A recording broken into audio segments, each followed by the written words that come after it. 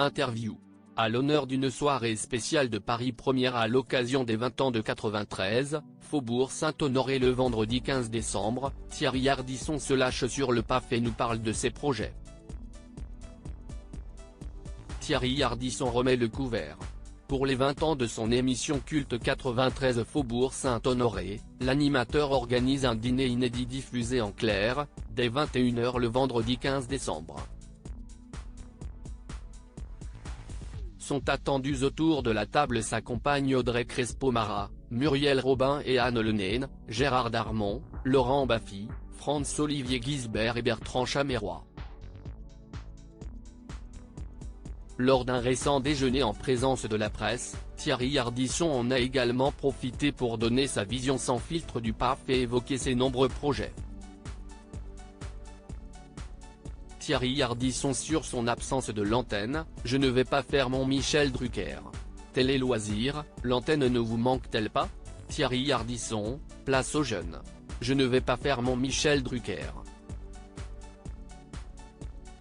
Je n'ai plus envie de faire de l'antenne ni de talk-show, sauf en cas d'idée incroyable ou de concept que je suis le seul à pouvoir animer.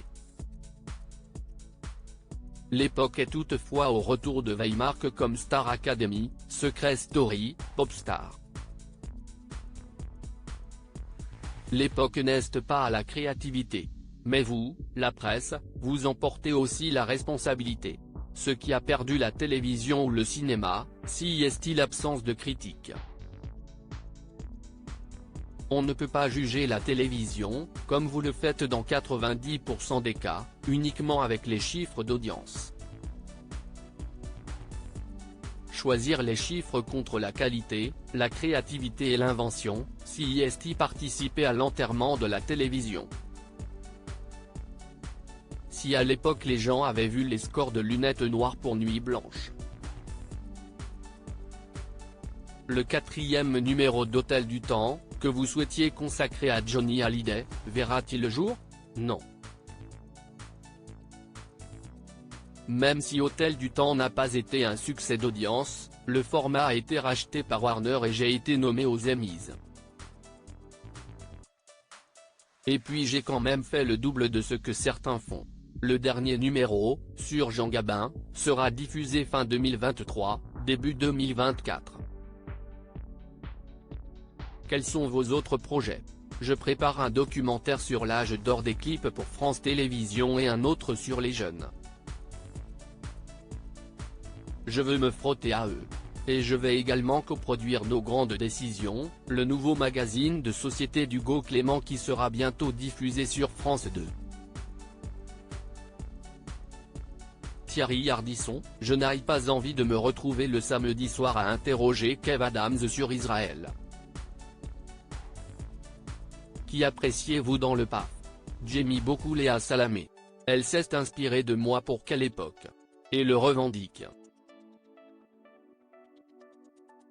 Je suis devenu copain avec Régis Lamanaroda qui produit l'émission. Mais j'ai beau aimer quelle époque, je n'envie pas Léa. Je n'ai pas envie de me retrouver le samedi soir à interroger Kev Adams sur Israël. Ma chaîne préférée aujourd'hui, c'est YouTube. Pour vous la télé, c'était mieux avant? Je ne suis pas un enfant de la télé mais de l'orTF. J'étais un craignos de province dont les parents n'avaient qu'une télé en noir et blanc. Ma culture vient de là, de Daisy de Galard et de Denise Glaser. Je dis juste qu'un Ardisson qui aurait 16-17 ans en 2023 ne se nourrirait pas du service public comme je m'en suis nourri.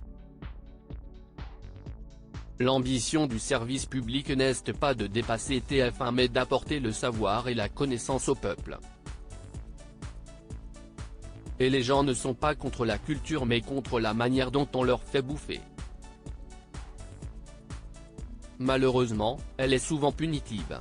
L'éco-régie d'Orange ou le grand échiquier en prime time, ça ne marche pas. Il faut la rendre digeste.